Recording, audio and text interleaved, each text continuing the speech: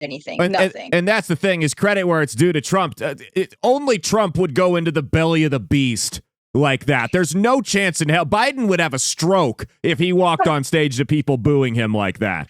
And everybody knows it.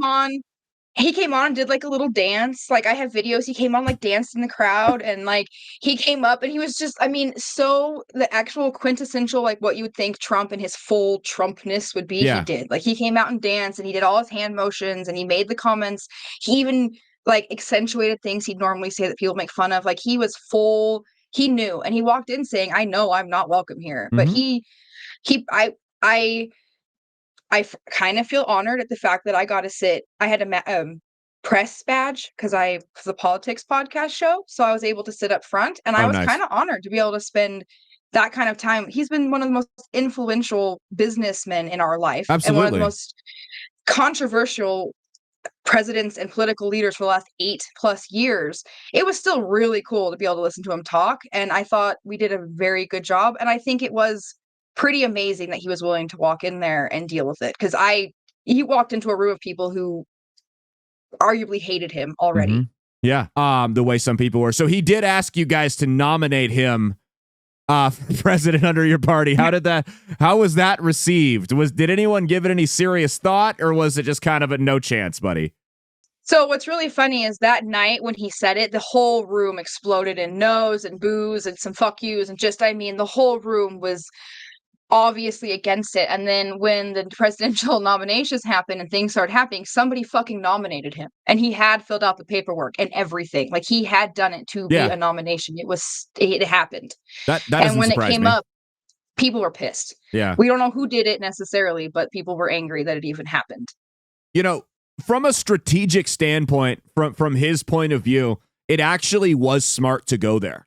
Because if you look at 2020, and even more recently, the 2022 midterms, where he lost and where other Republicans lost in swing states, the Libertarian candidate was almost always more than the margin of victory. And I'm not saying that we all know that every single one of those votes wouldn't have gone Republican if the Libertarian candidate weren't there. But if he could take half of that, and let's say that 1.5%, he gets 0.75, that's the difference in winning a couple different states and maybe a totally different president. So from a strategic standpoint, it was, in my opinion, it was actually pretty smart for him to go there to try to court some of those votes, even if he didn't get the nomination. I think to just try to reach out to that crowd that's been ignored for so long by everyone in mainstream media and mainstream politics was actually a pretty smart play, either on his side or his campaign.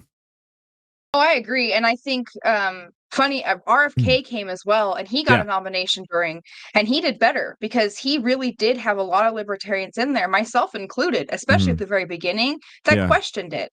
Because when he first came out, before everything else, and he opened his mouth, the first few interviews, I was seriously thinking about it. So yeah, I think it is really smart, because no matter how much we want to say it, it gets exhausting losing. And if you actually see somebody you can believe in that has a chance, most libertarians are willing to look at that option. Yeah. He eventually stepped in the shit and wasn't a real libertarian, as we all know. And that is a whole nother game, but it is smart as someone who's worked on campaigns, as someone who's been an activist, somebody who works in the liberty movement, all the stuff done, walking into that and having the balls to do that is impressive. And yeah, it's a great plan. Absolutely. Hey, thanks for watching. If you liked what you saw, be sure to click the link in the description to get the full episode on Rumble. If you prefer to listen along, you could actually get us on Spotify, Spreaker, and iHeartRadio. You can also go to www.outlawstreamers.com to learn more about not just my show, but tons of other great shows and all the exciting projects they have coming up. Follow my socials at Caleb Isn't Funny on Twitter and Instagram, at Caleb Salvatore Comedy on the Chinese Spy app that is TikTok, and be sure to like and subscribe to this YouTube channel. Thanks, and we'll see you every Saturday for brand new episodes of That's Based. Peace.